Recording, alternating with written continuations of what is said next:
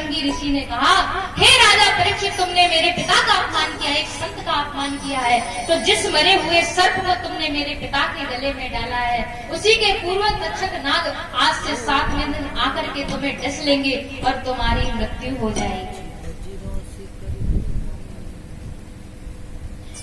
अब कथा के कितने दिन बचे हुए हैं?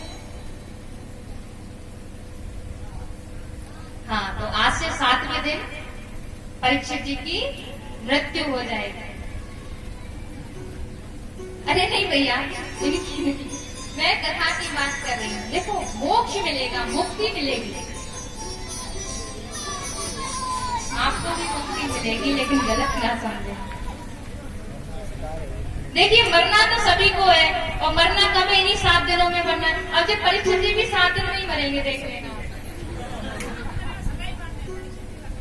नहीं, पहले इनकी बात होगी, ये महाराज है हमारे।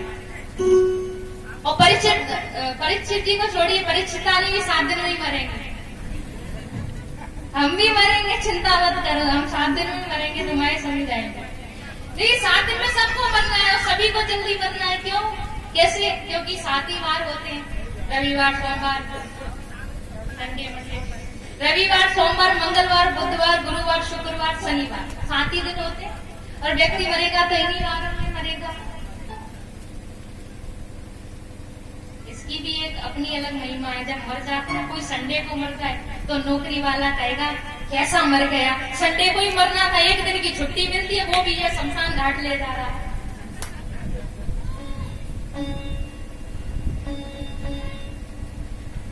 तो शृंगी ऋषि ने 7 दिन के बाद मृत्यु का श्राप दिया।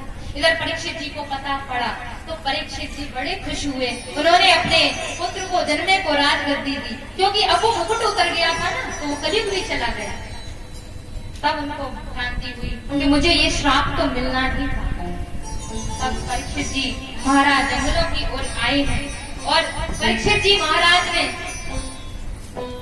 वहां समाधि लगाई, तो उनकी सभा में बड़े बड़े ऋषि आए कि परीक्षित जी को श्राप लगा है, तो सभी उनसे मिलने आए। ब्रह्मा के पुत्र वशिष्ठ, वशिष्ठ के पुत्र शक्ति, शक्ति के पुत्र पाराशर मुनि, और पाराशर के पुत्र व्यास, व्यास के पुत्र कौन है? सुखदेव। लेकिन सुखदेव जी बाद में आए, पहले ये सभी संत आए। लेकिन सभी से परीक्षित जी ने पूछा कि महाराज बताइए, जल्दी मरने वाले व्यक्ति को क्या करना चाहिए? तो कोई भी इस चीज का उत्तर नहीं दे सका। जहाँ तक कि जिसने श्रीमद् भागवत की रचना की, वो वेद व्यास जी महाराज भी उस चीज का उत्तर नहीं दे सके, क्योंकि वो जानते थे कि परीक्षित का कल्याण सुखदेव की ही कथा से होगा। तब सुखदेव जी की समाधि टूटी, और सुखदेव जी के अंतर मन से आवाज आई, हे सुखदेव, तुमने जिसके लिए कथा सुनी है वो राजा परीक्षित तुम्हारा इंतजार कर रहा है। तो यहाँ सूत जी कहते हैं, ऋषियों, वैसे तो प्यासा कुएं के पास जाता है, लेकिन यहाँ उल्टा हो रहा है। यहाँ क्या हो रहा है? कुआं प्यासे के पास आ रहा है। और राजा परीक्षित की सभा में सुखदेव जी पधारे हैं, सुखदेव जी का आगमन किया है। बोलिए सुखदेव जी महाराज जी। तो आते ही सुखदेव जी महाराज ने कहा, परीक्षित, तो बोलो तुम्हारा क्या प्रश्न था? तो परीक्षित जी अपना प्रश्न बताते हैं। अतः पुच्छामि संसिद्धिं योगिनाम परम गुरु पुरुषस्य यति कार्यं क्रियमाणस्य सर्वतः। हे सुखदेव जी महाराज, हमें केवल आप ये बताइए, जल्दी मरने वाले व्यक्ति को क्या करना चाहिए? तो ये कितना संक्षिप्त सा प्रश्न है। तो ये जो संक्षिप्त सा प्रश्न है, इसका उत्तर कल आप सभी 1 बजे सुनेंगे। और जो विलंब से आए उन पर मुझे बहुत गुस्सा है।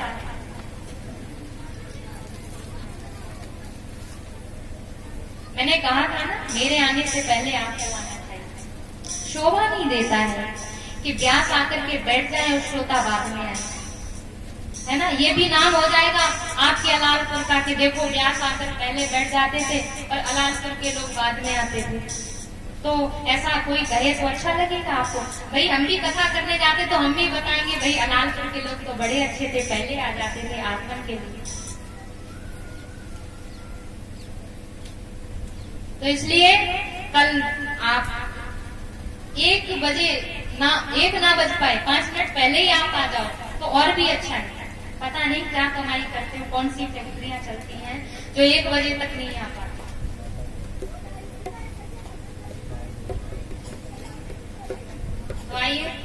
सभी बड़ी ही सुंदर कथा सुनेंगे। तो अब इस प्रश्न का उत्तर यदि आपको चाहिए तो कल 1 बजे आ ही जाना, क्योंकि फिर मैं आपका इंतजार नहीं करने वाली कि आप आए तभी मैं इस प्रश्न का उत्तर दूं, क्योंकि जैसे ही हमारा द्वितीय स्कंद प्रारंभ होगा इस प्रश्न का उत्तर मिलना प्रारंभ हो जाएगा। उसके बाद हिरण्याक्ष वध की जो कथा है वो कथा आप सभी सुनेंगे और कपिल भगवान की कथा को सुनेंगे।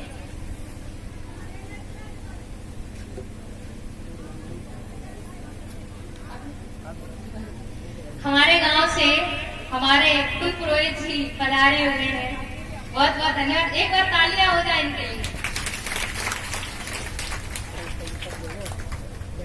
अब आप देखो, आप कलालपुर से नहीं आ पाते, अपने गांव में कथा चल रही तब नहीं आ पाते, ये तो 5-6 किलोमीटर हो गए।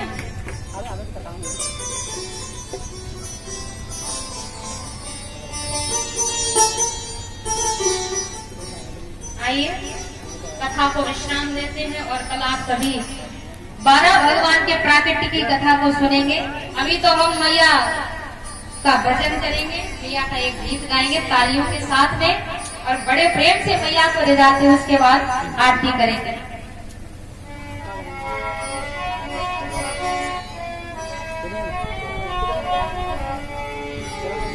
देवी दुर्गा के द्वार भारी भीड़ भक्तों की, देवी दुर्गा के द्वार भारी भीड़ भक्तों की।